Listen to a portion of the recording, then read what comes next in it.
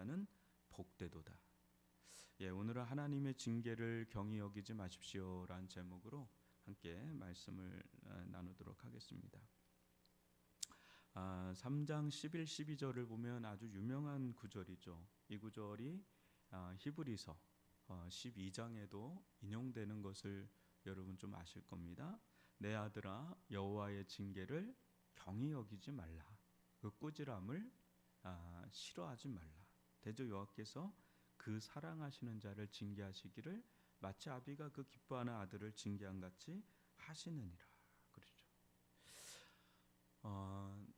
이 말씀이 솔로몬이 저자니까 이제 솔로몬이 그 아들에게 전달하는 게 1차적일 수 있고, 또 한간에는 다윗이 솔로몬에게 했던 것을 솔로몬이 기록했다, 그렇게 이야기하기도 하지만은 또 다르게 본다면 하나님께서 하나님의 자녀인 우리들을, 심지어는 예수님이 하나님의 아들이기 때문에 예수님은 자신에게 적용을 하시거든요. 이제 그렇게 우리가 본다면 이제 우리가 이 속에서 하나님의 음성을 들을 수가 있는 거죠. 여호와의 징계, 하나님의 징계가 있습니다. 그런데 이 징계를 받아들이는 우리의 태도 가운데는 좀 몇 가지가 있습니다. 하나는 굉장한 거부 반응이죠. 여러분, 하나님의 징계가 이게 딱 올 때 이제 뭐 고난이라고 할 수가 있겠어요? 어떤 고난이라고 할 수가 있고, 또 다르게 보면 죄책감으로 다가와요. 이제 한편에선 거부 반응이라 그랬어요. 하나님 나를 미워하시나? 하나님 왜 나를 이렇게 힘들게 하시지? 하면서 굉장한 거부 반응이 와요. 이게 어디서 가장 많이 나타나냐면 출애굽기에서 가장 많이 나타납니다. 특히 광야 시간으로 들어갈 때 원망, 불평이 떠나지 않아요. 불신. 이스라엘이 40년간 뺑뺑 도는 이유가 뭡니까? 40일간 원망했기 때문에 그거를 하루를 1년으로 쳐서 40년 동안 돌게 하는 그런 재앙을 받았죠. 그러니까 하나님께서 광야길로 들어가게 하신 거는 이스라엘에게는 엄청난 유익이었거든요. 왜 그래요? 여러분 아시죠? 일주일 길이면 가나안으로 갈 수 있는 길이었죠. 근데 이 상태로는 가자마자 후회를 한다고. 그래서 그들이 두려워서 도망칠까 싶어서 하나님은 그들을 이제는 단련하는 시간으로 광야에서 준비 기간을 두는 거거든요. 그대로 가버렸으면 감당도 못하고 죽어요. 우리는 때로는 빨리 가고 싶잖아요. 근데 하나님은 이렇게 더디게 왜 나를 이끌어 가시자 하지만 빨리 간다고 능사가 아니잖아요. 그죠? 우리 왜 TV에 나오는 분들 보면 아주 나중에 대기만성으로 성공한 분들이 있어요. 그분들은 아주 그냥 차곡차곡 올라가서 위에 올라가도 흔들림이 없어요. 너무 고생을 했으니까. 근데 갑자기 막 일확천금하듯이 막 올라간 사람들은 감당을 못해요. 그 위에서 부는 바람을 감당을 못해요. 그냥 추풍 낙엽처럼 훅 떨어져 버리죠. 그러니까 이스라엘 백성이 그냥 가버리면 하이웨이로 7일 길로 다이렉트로 가버리면 가난을 그때 힘으로는 감당을 못합니다. 그러니까 광야에서 40년 동안 하나님을 의지하는 훈련을 하게 하죠.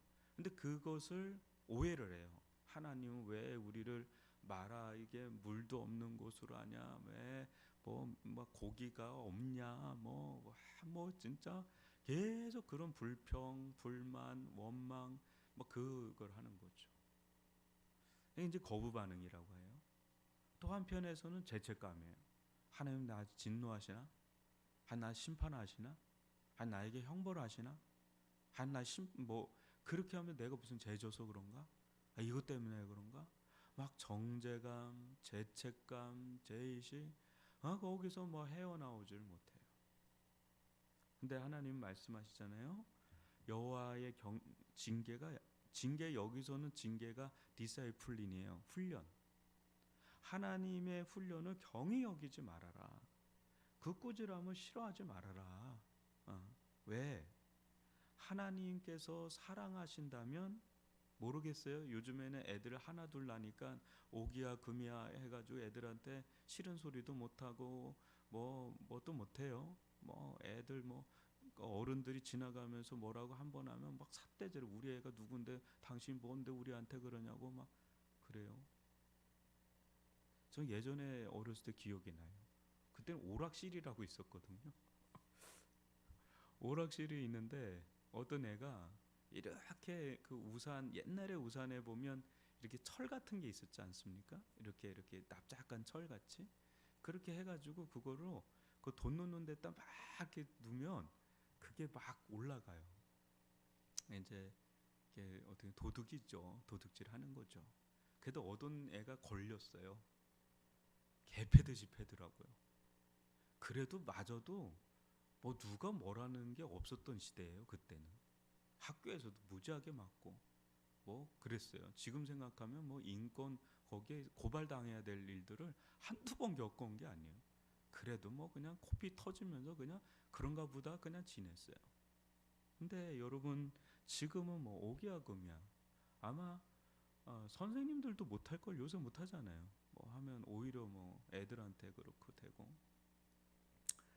근데 하나님은 안 그래요, 여러분. 하나님은 사랑하시는 자를 징계하신다. 아비가 그 기뻐하는 아들 있죠. 그러니까 아무나 이제 또 우리가 야단치고 또 뭐 꼬지람하고 훈계하고 그럴 수는 없어요. 왜냐하면 그거 들을 만한 놈한테 해야지. 그 아무한테 뭐 하면 그 오히려 역반응 나잖아요. 근데 하나님은 정말 사랑하시는 자에게 내버려 두는 거는 그걸 유기라고 부릅니다.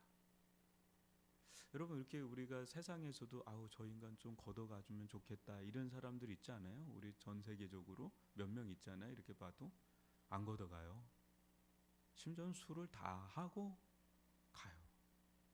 여러분 유대인 학살할 때 앞장섰던 나치범들이 있어요. 그 킬링필드 또 이런데 앞장선 사람들이 있어요. 얼마나 살았는지 아세요? 역사적으로 장수했습니다. 그러니까 우리는 아우 저런 사람도 좀 데려갔으면 좋겠다 싶은데 유기, 방치, 내비로둠 이게 사랑이 아니라는 거죠. 우리는 그 사람들이 뭐 축복받은 사람이다, 뭐 사랑받는 거 아니냐. 근데 나는 뭐 조금만 잘해도 시편 78편 보면 분초마다 나는 고통스럽다 이런 고민을 하잖아요. 욥도 그런 얘기를 하고. 하나님께서 분명하는 건요. 하나님의 사랑의 방식이 두 가지가 있어요. 하나는 따뜻한 사랑의 방식이 있죠, 분명히. 근데 또 하나는 따가운 사랑의 방식이 있다는 거예요. 하나님은 그 그릇된 길로 갈 때, 또 교정해야 될 때 하나님은 징계 또 꾸지람 그것을 하시죠. 그것도 꾸준하게 하세요. 꾸준하게 그걸 하세요. 그거를 우리는 좀 다르게 이렇게 정죄 뭐 죄책감 아니 거부 반응 이게 아니라 하나님의 사랑의 손길이 이 가운데 없을까? 이렇게 한번 좀 생각을 하는데 이게 쉽게 와닿지 않잖아요. 하나님 사랑하신다면 이렇게 해주셔야 되는데 왜 이렇게 하시죠? 그러니까 내가 원하는 거 다르니까 그때 영적인 사고를 해야 그게 다가오는 거죠. 영적인 사고, 믿음의 사고를 안 하면 그게 계속 와닿지가 않고 서운해요. 하나님 나 미워하시나 봐. 하나님 나와 함께하지 않는가 봐. 뭐 이렇게 이제 돼버리는 거죠. 저는 그런 경험을 정말 많이 했거든요. 저는 예수님 만나고 제 병이 다 날 줄 알았어요. 안 낫더라고요. 굉장히 많이 시달렸어요. 정죄감에 시달렸어요. 그러다 보니까 내가 살려고 하다 보니까 성경을 본 거예요. 성경을 계속 본 거예요. 그 기도하는 거예요. 그러니까 하나님은 사랑이시라는 거를 아주 분명하게 그냥 깃발을 꽂고 계속 생각하는 거예요. 하나님은 선하시다. 하나님은 사랑이시다. 근데 왜 나한테는 하나님이 선이 나한테는 다가오지 않지? 하나님의 사랑이 왜 다가오지 않지? 이 현실과 하나님의 사랑하심과 선하심과의 괴리감을 좁히려고 하니까 길은 하나밖에 없더라고요. 믿음의 생각을 해야 되고 영적인 생각을 해야 되더라고요. 인간적인 생각, 세상적인 생각을 하면 이게 안 풀리니까. 그건 나만 고통스러워요. 그래서 이거를 한 번 더 생각하고 두 번 더 생각하고 하다 보니까 점점 영적인 생각이 되는 거예요. 믿음의 생각이 되는 거예요. 그러면서 그 고난과 고통 속에서 하나님의 선하심과 사랑하심을 경험하는 거예요. 그때 믿음의 세계가 열리더라고요. 영적인 세계가 열리더라고요. 성경이 열리더라고요. 너무 감사했어요. 너무 감사했어요. 하나님, 저한테 이런 고난 주셔서 너무 감사합니다. 고통 주셔서 너무 감사합니다. 이게 그냥 나올 수 있는 게 아니지 않습니까? 인간적으로 해석이 안 돼요. 인간적으로 해석 안 되는 게 너무 많아요. 살다 보면 우리에게 악으로 다가오는 게 한두 가지입니까? 선으로 다가오기보다 악으로 다가오는 것들이 한두 가지가 아니에요. 근데 그거를 그냥 거기에 딱 넘어가면 아무것도 없어. 그냥 무너져 버려요. 그냥 사람들 그냥 우울증 걸리고도 남는 일들이 한두 가지가 아닙니다. 요즘에는. 근데 영으로 생각하고 믿음으로 생각하면 거기서 하나님을 만나요. 거기서 하나님을 배워요.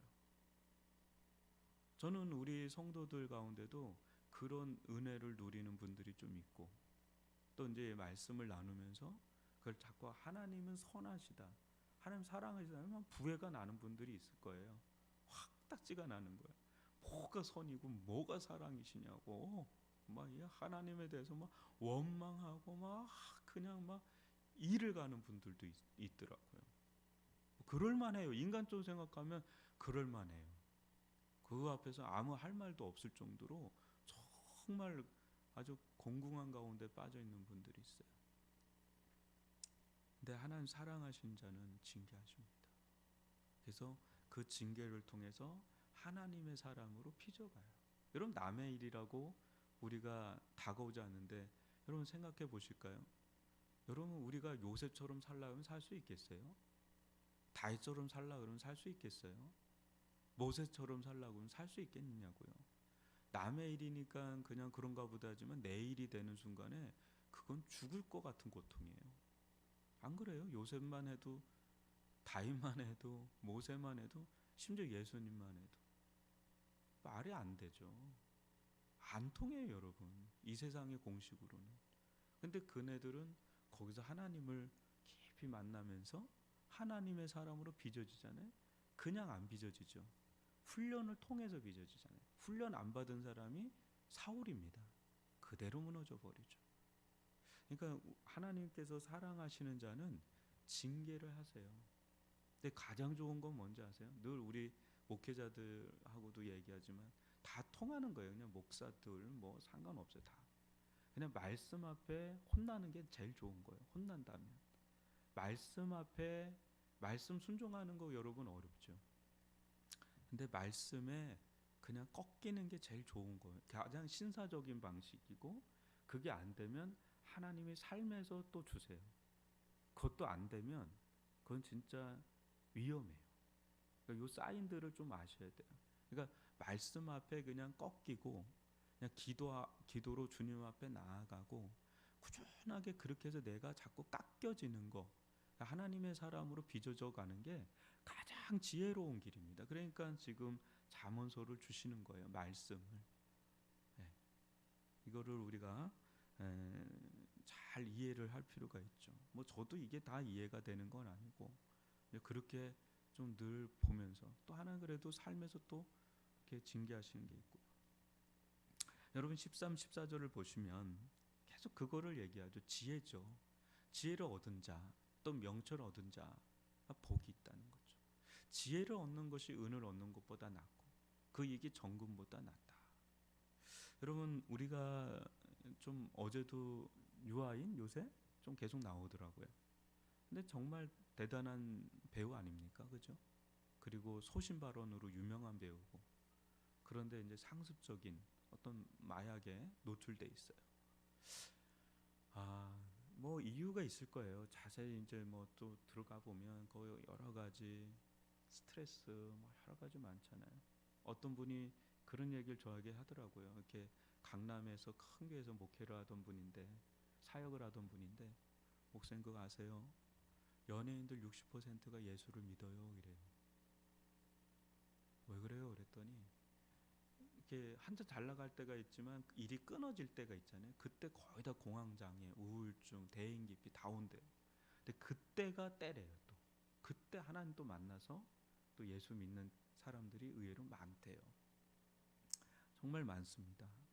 그러니까 어떻게 보면 이렇게 보면 승승장구하는 게 좋은 것 같지만 그때는 복음이 안 들리죠. 근데 곤두박질 치면 이게 유한이란 사람이나 이런 사람 우리가 막 정죄하듯이만 보면 안 돼요. 물론 그건 잘못된 짓입니다. 그죠? 근데 그 사람 가운데 누군가 아주 곤두박질 치는 때잖아요. 지금 그죠? 그럴 때 누군가 들어가서 얘기할 수 있어요. 야 아이나 너 예수를 좀 믿어야 되겠다. 좀 그러면서 뭐 이렇게 복음을 전할 수 있어요. 그러면 그게 그에게는 도리어 이제 선이 돼 버리는 거죠. 여러분 지혜가 없으면 참 무너져 내리는 인생들 정말 많죠. 능력이 없어서 무너져 내리는 게 아니라 지혜가 없어서 무너져 내리는 경우가 얼마나 많은지 몰라요. 그러니까 은을 얻는 것, 금을 얻는 것 다 어디서 오는 거예요? 지혜에서 오는 거잖아요. 능력에서. 근데 그걸 간수하는 거, 그거를 사용하는 거, 그것도 지혜입니다. 그것도 지혜예요. 저는 지혜 중에 하나가 그거 같아요. 버는 것도 지혜겠죠? 근데 진짜 지혜는 쓰는 게 지혜입니다. 하나님은 버는 걸로 판단하지 않으세요. 여러분 성경을 잘 보세요. 성경을 잘 보시면 버는 법에 대해서는 별로 언급이 없어요. 그냥 부지런하고 뭐 지혜롭고 성실한 이런 거예요. 근데 쓰는 거에 대해서 어마무시하게 얘기해요. 근데 많은 분들이 우리나라는 아직까지도 버는 쪽에 있어요. 근데 왜 이제 미국이나 이런 데만 해도 쓰는 거에 대해서 굉장히 열려 있고 지혜로워요. 근데 이게 지혜입니다. 여러분 15절 16절도 보면 계속해서 나오죠. 지혜는 진주보다 귀하니 내가 사모하는 모든 것으로도 이에 비교할 수 없다. 그의 오른손에는 장수가 있고 그의 왼손에는 부귀가 있다. 또 17, 18절 보면 그 길은 즐거운 길이요 그의 지름길은 다 평강이니라. 지혜는 그 얻은 자에게 생명나무라. 지혜를 가진 자는 복되도다. 여러분 지혜가 뭡니까? 계속해서 우리 이 잠언에서 말하는 지혜는 하나님을 경외하는 게 지혜의 근본, 지식의 근본이라 그러는 거죠. 늘 하나님을 내 중심에 두고 사는 거죠. 네, 내 중심에.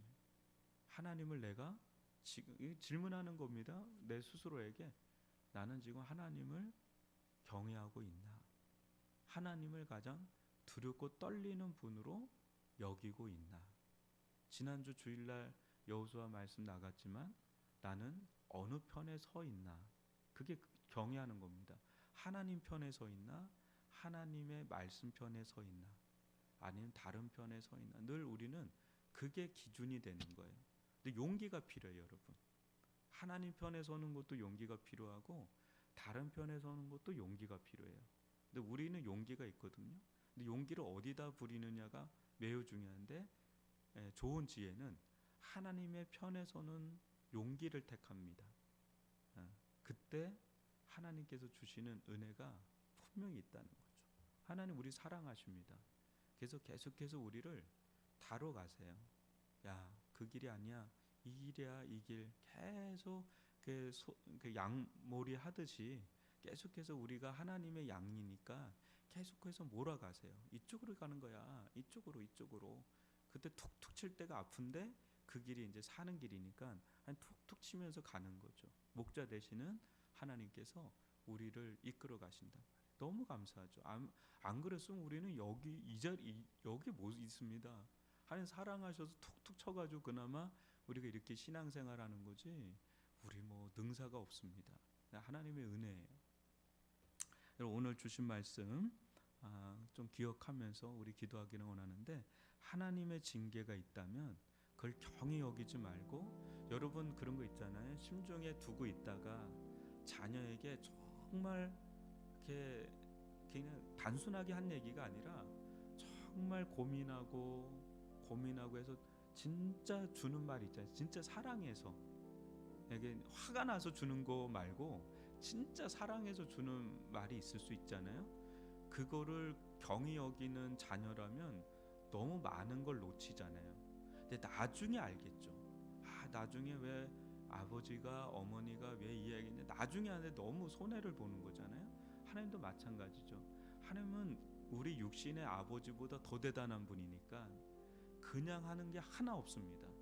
그냥 주는 게 하나 없거든요. 그거는 하나님께서 깊은 계획 속에 주시는 징계가 있어요. 사인이 있어요. 그걸 우리가 딱 들었을 때 이거는 내가 딱 이게 그걸 또 받아들이는 자녀들 있잖아요. 그러면은 쭉쭉 그냥 가죠. 형통한 겁니다. 그게 그런 은혜들을 우리가 영적으로도 좀 대입을 해보면 길이 보이는 거죠. 하나님 그런 은혜 달라고 기도하시고 또 나라와 민족 열방